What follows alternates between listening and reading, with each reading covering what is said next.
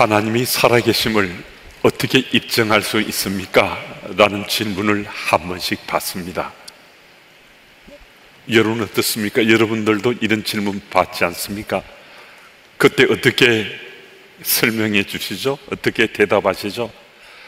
성경 말씀을 인용해서 설명하기도 하고요. 아주 논리적으로 여러 가지 나름 증명할 수 있다는 걸 우리가 얘기를 하면서 하나님 살아계심을 어떻게든 설명해 보려고 우리가 애쓰고 힘쓰기도 합니다. 하지만 항상 우리가 참 한계에 부딪히잖아요. 하나님이 살아계심을 믿지 못하겠다고 도저히 받아들일 수 없다고 하는 사람들에게 하나님 살아계심을 설명한다는 것은 어떤 것으로도 여전히 한계가 있기 마련입니다. 그럼에도 어느 정도 설득력 있게 우리가 접근할 수 있는 것은요, 다름 아닌 바로 우리 스토리입니다. 나의 삶의 이야기입니다.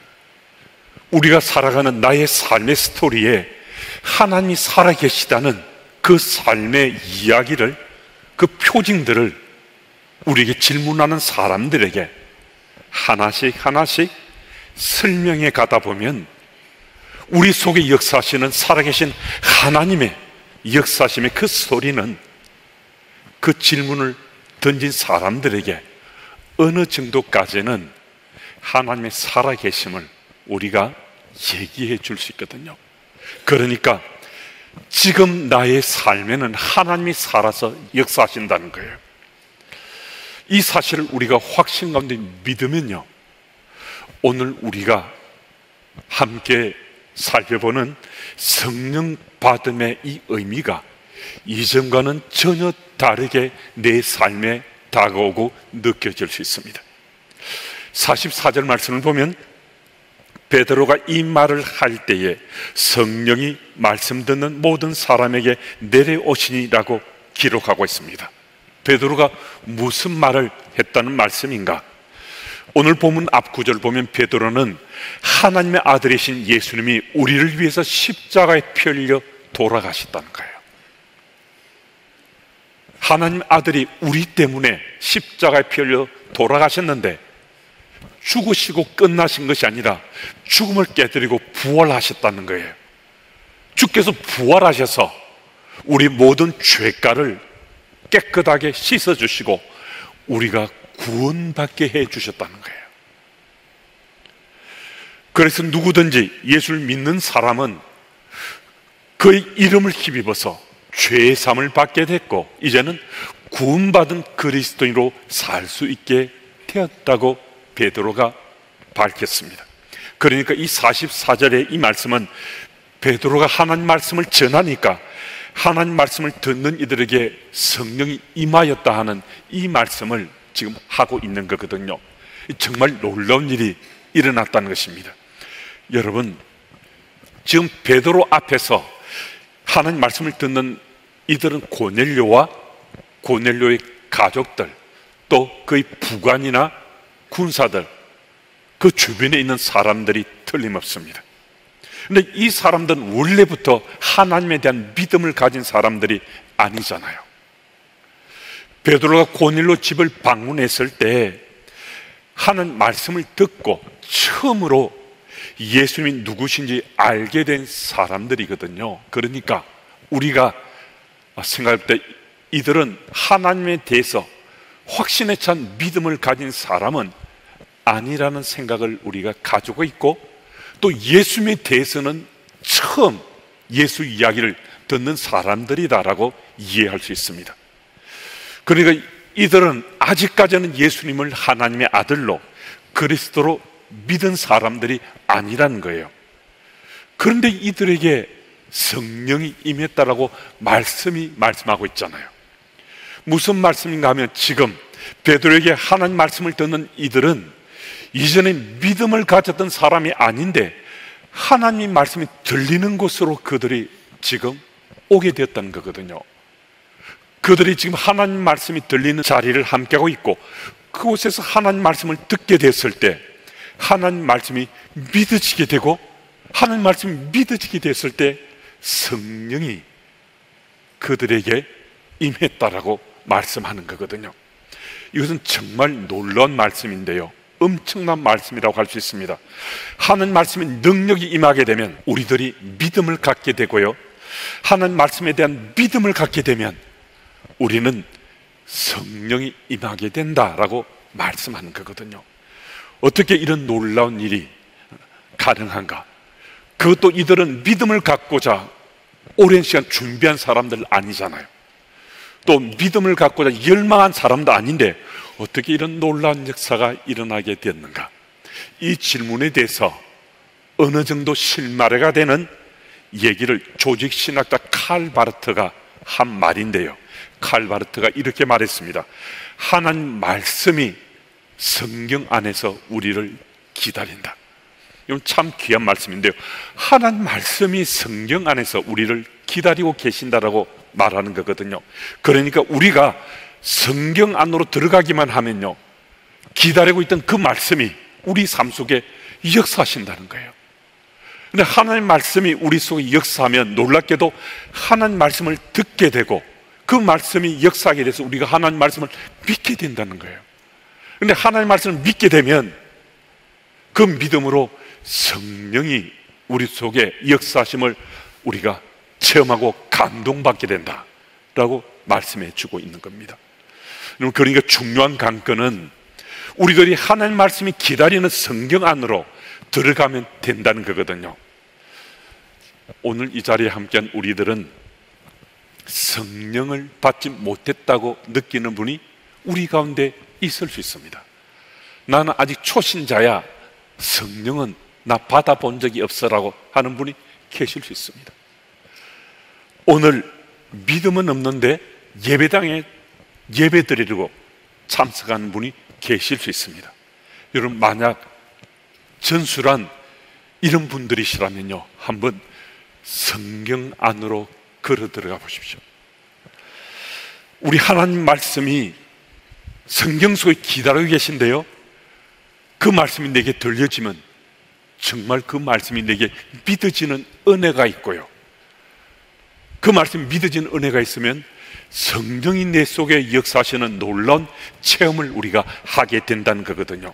그래서 성령을 받았다는 건데요, 여러분, 오늘 이 자리에 함께하는 우리 모두가 다 성령을 받았다라고 믿을 수 있기를 바랍니다. 이미 성령을 받았는데도 그 사실을 인지하지 못해요. 내가 느끼지 못해요. 설령 내가 아직 성령을 받지 못했다, 내가 받았는데도 내가 받지 못했다 생각하는 분들이라 하더라도 성경 안으로 들어가 보자는 겁니다. 여러분, 성경 안으로 들어간다, 이게 어떤 말씀인가? 성경 말씀을 가까이 하고요, 성경 말씀이 내게 임하도록 마음을 활짝 열고서 성경 말씀을 묵상하는 거예요. 그리고 성경 말씀을 내 삶에 적용하며 우리가 사는 것, 이런 얘기들은 우리가 성경 안으로 들어간 우리 삶의 얘기거든요. 여러분, 오늘 이 자리에 함께한 우리들이 성령이 내 속에 있고 내가 성령을 받아서, 여러분, 성령을 받으면 내 삶에 소망이 생기고요, 성령을 받으면 기쁨이 있고 감사가 있고 이전에 생각지도 경험지도 못했던 행복감이 내 삶을 사로잡는 것을 체험할 수 있거든요. 그래서 오늘 여러분과 제가 내가 정말 성령을 받았구나, 이 사실이 꼭 믿어져서 우리 삶의 소망도 기쁨도 감사함도 또 행복감도 채워지는 여러분들이 다 되시기 바랍니다. 그런데 이 성령을 받는 이 토픽이 우리 속에 나눠지게 되면요, 초신자는 말할 것도 없고 신앙의 연륜이 어느 정도 있는 분들도 때때로 헷갈리는 거예요. 갈팡질팡할 수 있습니다. 그러면 내 신앙의 삶에 어떤 문제가 생겨서 이런 고민이 또 헷갈리고 갈팡질팡하는 그것 아니에요. 고민이 생기고 좀 헷갈리는 거, 이거 어느 때는 이런 일이 우리 삶 속에 생기는 게 이 어쩌면 당연하다 할 수 있거든요. 성령의 존재와 임재는 언제나 우리의 궁금증이고 호기심일 수 있는데요, 하나님의 영적 역사의 깊이는 우리가 체험하고 경험한 것으로는 도저히 헤아릴 수 없는, 그것을 다 이해한다는 게 불가능한 거거든요. 어느 때는 성령의 존재는 그 깊이를 우리가 깊이 체험하고 누리지만, 어떤 때는 마치 성령이 내 속에 사라진 같은 그런 믿음의 삶을 살 수도 있다는 거예요. 그리고 오늘 이 짧은 시간이지만은 우리가 성령을 받은 것에 대해서는 이제는 헷갈리지 않을 수 있다, 이제는 고민하지 않을 수 있다 하는 이 말씀을 오늘 함께 좀 나누고 더 이상 갈팡질팡 안 했으면 좋겠습니다. 여러분, 성령은 제가 여러 차례 말씀드린 것 있지만은 성령을 받는다는 것은 우리가 예수님을 구주로 고백하는 그 순간 우리는 다 성령을 받았다고 고린도전서 12장 3절이 말씀하시잖아요.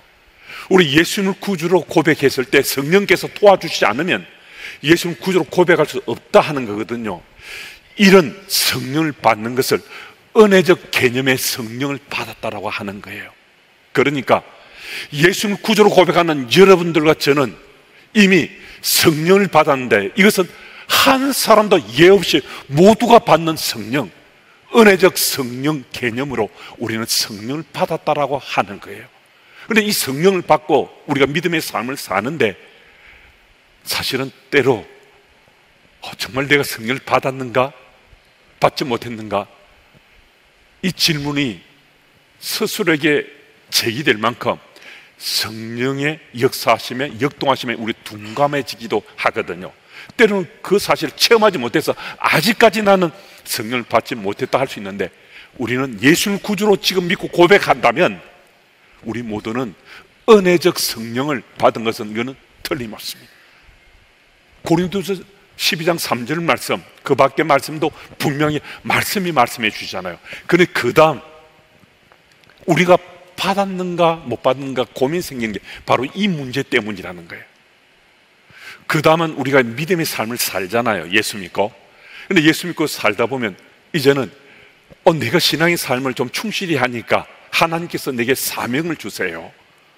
뭐 교회든 다른 공동체에서 예수 믿은 우리에게 이것 좀 하시라고, 저것 좀 맡아서 감당하시라고 직분도 주시고 또 여러 가지 미션을 감당할 사명을 주세요. 그런데 이 사명을 이제 감당하라 했을 때 주께서 내게 역사하시는 것을 은사적 개념의 성령이라고 그래요.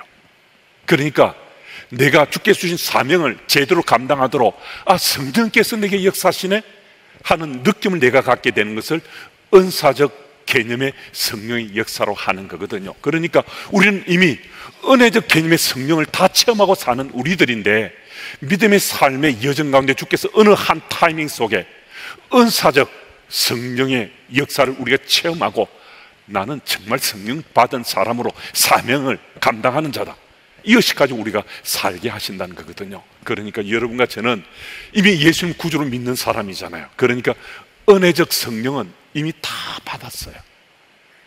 근데 우리 가운데는 아직 은사적 성령 이 개념, 이것을 받지 못해서 혹시 내가 성령을 받지 못했나 이런 질문을 던질 수 있는데, 우리 모두는 이미 은혜적 성령을 다 받은 사람, 예수님 구주로 고백하니까 성령을 받은 사람이다 하는 이 사실은 이제는 우리 헷갈리지 않고 고민하지 않아도 된다는 것입니다.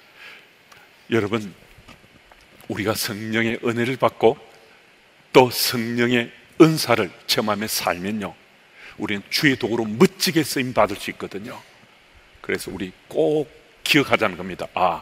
이미 우리는 성령이 은혜 입은 사람이고 또 성령의 은사 받고 하나님 나라 백성은 살고 있다, 이 사실을 우리 잊지 말고 꼭 기억해야 되겠습니다. 그리고 45절 말씀 보면 고넬료를 비롯한 가족들 그리고 그곳에 모여있는 이들이 성령의 충만함으로 채워진 것을 베드로가 보고 베드로와 함께한 할례 받은 자 모두가 직접 목격하고 깜짝 놀랐습니다.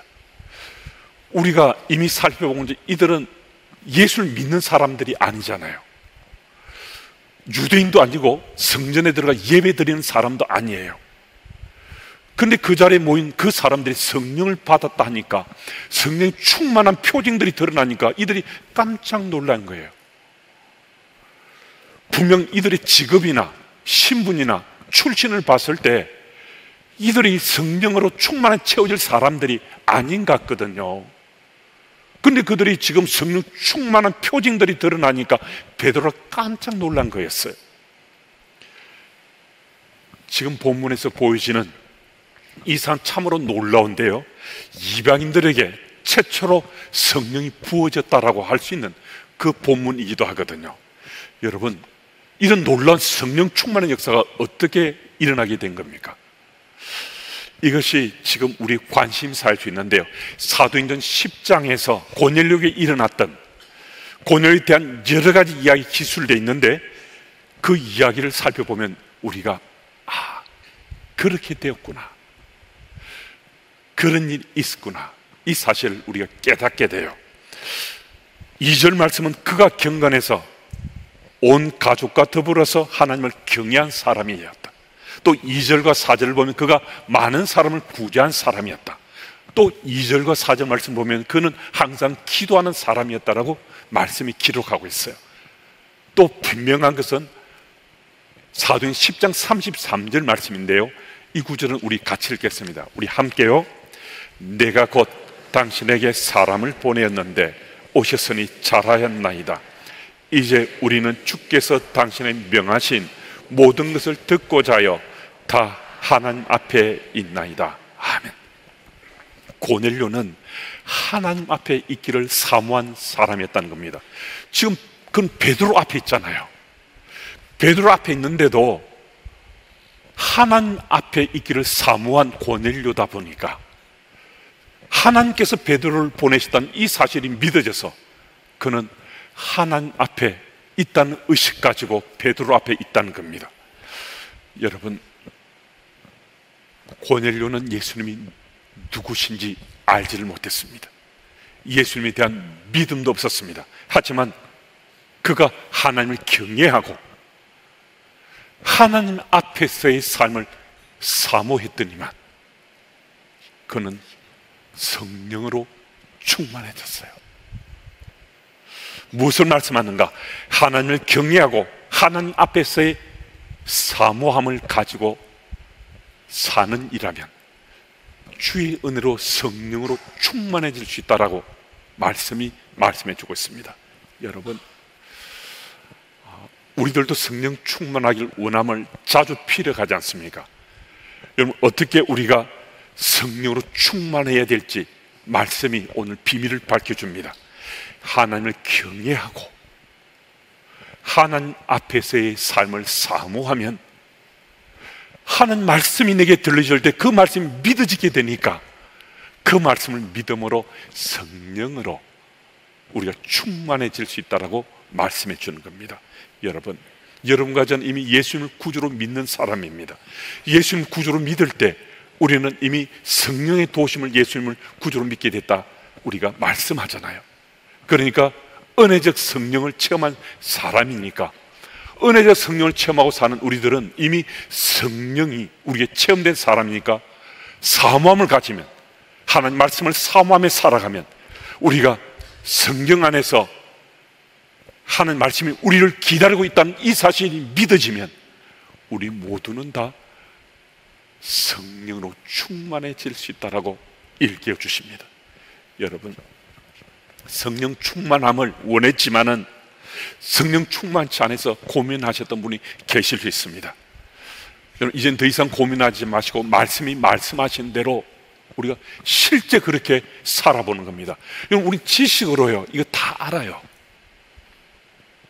성경 어느 곳에 이런 말씀이 기록되어 있는지 이것도 다 알아요. 근데 문제는 우리 실제 삶 속에 내가 정말 하나님을 경외하며 살고 있는가, 내가 하나님 앞에서의 삶을 사모하며 살고 있는가, 이 질문에는 내가 실제 삶이 답을 제대로 못한다면 나는 여전히 지식 또 학습된 것 그것 가지고 내가 믿음의 삶을 산다는 거잖아요.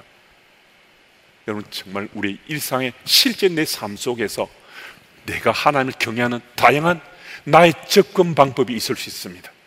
하나님 앞에서 삶을 사모하는 다양한 나의 삶의 이런저런 모습이 있을 수 있습니다. 어떠하든 어떤 접근이든 어떤 삶의 모습이든 정말 진정으로 나의 삶이 하나님을 경외하고 하나님 앞에서 삶을 살기를 소망하면 우리는 그가 누구든 성령으로 충만한 삶을 살아갈 수 있습니다.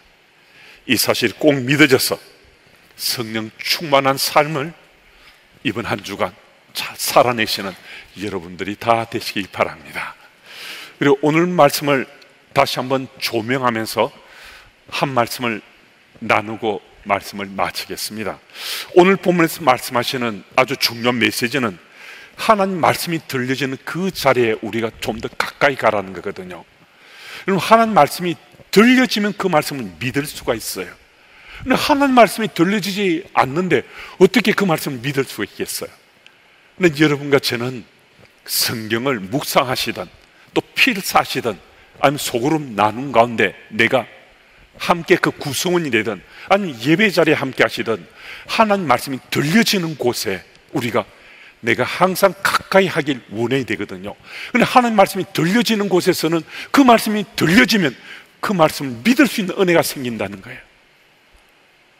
하나님 말씀이 들려져야 하나님 말씀을 믿을 수 있잖아요. 그러니까 성경 안에서 하나님 말씀이 우리를 기다리고 있다는 이 사실을 믿고서 우리는 말씀 가까이 또 말씀 가까이 나아가면 그 말씀이 믿어짐으로 우리는 성령의 역사를 체험하며 하나님 나라 백성으로 잘 살아갈 수 있다는 것입니다.